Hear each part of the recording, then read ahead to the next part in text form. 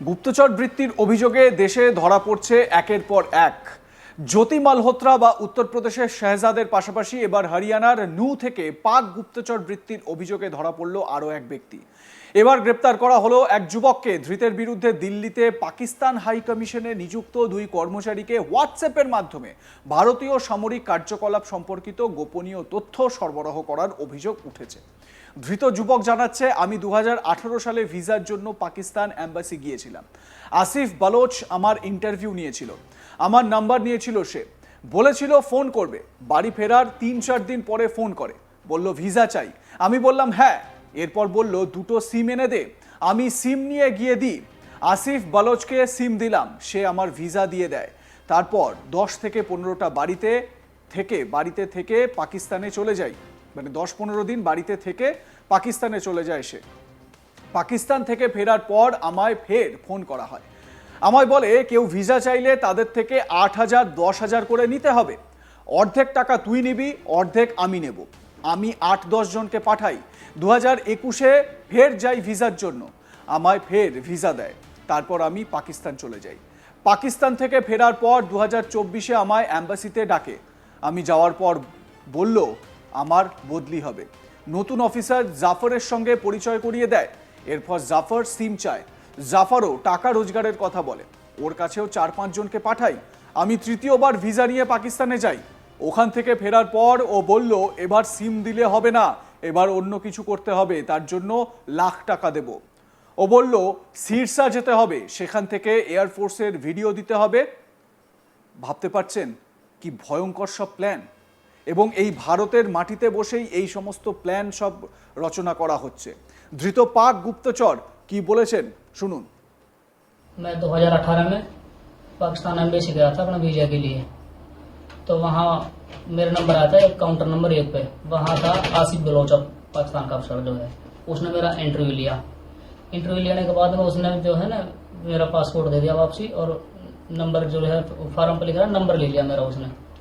उसने कहा कि मैं तुझे फ़ोन पे बताऊंगा और फिर आना, फिर वीज़ा दूंगा, इतने वीज़ा मिलेगा ना। फिर मैं घर आ गया। घर आने के बाद उसका 3-4 दिन बाद उसका कॉल आई मेरे पास। उसने कहा मुझसे कि ऐसा कर तो वीज़ा चाहिए। मैंने कहा हाँ चाहिए। तो एक काम कर, तो मुझे 2 सिम ला के दे और बदले में अपना वीज़ा ले जा। मैं चल ठीक है। तो मैंने फिर कहीं से नूह से सिम ली 2, और 2 सिम लेने के बाद में फिर मैं उधर पाकिस्तान एम्बेसी गया। फिर वहाँ जो है ये आसिफ बलोच जो पाकिस्तान अफसर जो इससे मिला, इसको मैंने सिम दे दी और इसने मेरा वीज़ा लगा के दे दिया। तो मैं फिर वहाँ से आ गया। आने के बाद में फिर नंबर तो उसके पास था ही मेरा। मैं फिर पाकिस्तान चला गया। 10-15 दिन रुक के घर पे मैं पाकिस्तान चला गया। पाकिस्तान से जब मैं आया वापसी, तो उसकी मेरे पास कॉल आई दोबारा आने के बाद में।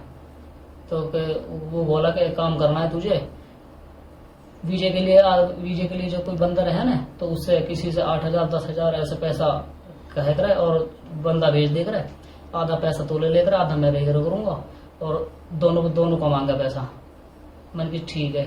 फिर 8-10 बंदा भेजा हमने, दोनों ने आधा आधा पैसा कर लिया हमने। फिर 2021 में फिर मैं दोबारा गया वीजा के लिए। तो जब बंदे को वीजा लगवाया तो उसने उसके बदले मुझे दोबारा वीजा दे दिया। उसके बदले में फिर मैं वीजा लेकर आ गया। मैं घर पर रुका 10-15 दिन। उसके बाद में फिर मैं उधर चला गया पाकिस्तान। फिर पाकिस्तान से जब मैं आया वापसी, फिर ऐसे ही ये हो गया 2024 में उसने मुझे कॉल करी कि तुझे एक काम है और एम्बेसी आना पड़ेगा।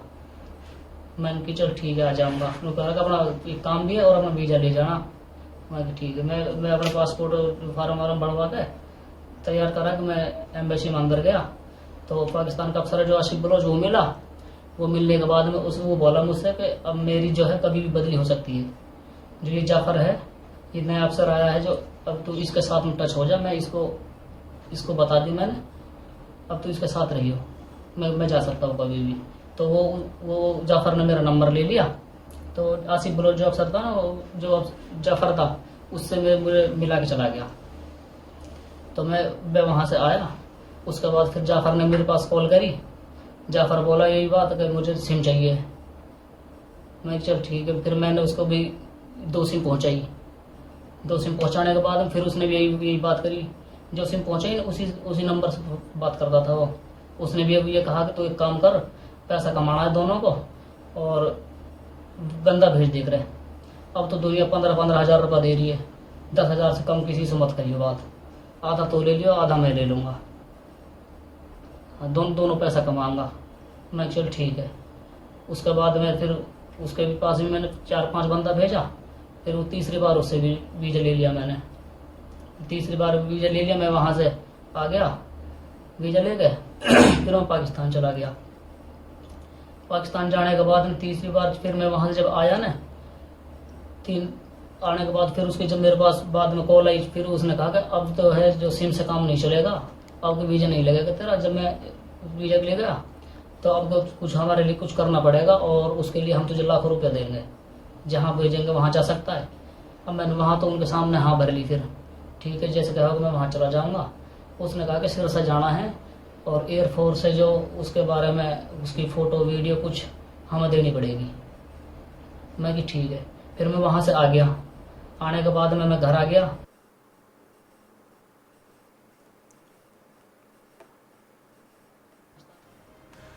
বিষয়টি গুরুত্বের সঙ্গে দেখছে প্রশাসন। এ বিষয়ে হরিয়ানার মুখ্যমন্ত্রী নায়েব সিং সাইনি বলেন, এ বিষয়ে পুলিশ তদন্ত করছে। আমাদের ঋষি গুরুরা শিক্ষা দিয়েছেন যাতে আমরা নিজেদের ও বাকিদের সুস্থ এবং সুন্দর রাখি। কি বলেছেন হরিয়ানার মুখ্যমন্ত্রী, শোনাবো। जो इस प्रकार के हमारे सामने कोई विषय आते हैं उनके खिलाफ हमारी पुलिस कार्रवाई कर रही है और जो पकड़े गए हैं कि हमारे ही यहाँ देश में रह कर के अपने एक ऐसे पड़ोसी देश, क्योंकि भारत की संस्कृति में हमारे संस्कारों में हमारे ऋषियों ने, संतों ने, हमारे गुरुओं ने हमें ये शिक्षा दी है कि हम अपने आप को भी और दूसरे को भी हम स्वस्थ और ठीक रखें। ये हमारे संस्कारों में है। परंतु जिस प्रकार का हमारे पड़ोसी देश ने नापाक इरादों से हमारे जो भारत के नागरिक थे, जो परिवार सहित घूमने के लिए जा रहे थे, किस प्रकार से टारगेट तरीके से उनके बच्चों के सामने मौत के घाट उतार दिया। और आदरणीय प्रधानमंत्री जी ने एक शब्द कहा था, उन्होंने ये बात कही थी कि अब समय आ गया है कि जो आतंकवाद की बची कुची जमीन है उसको मिट्टी में मिलाने का। লাইক কমেন্ট শেয়ার করতে ভুলবেন না। দেখতে থাকুন আজ তাক বাংলা। সাবস্ক্রাইব করুন আমাদের ইউটিউব চ্যানেলটি, বেল আইকন প্রেস করুন নোটিফিকেশন পেতে।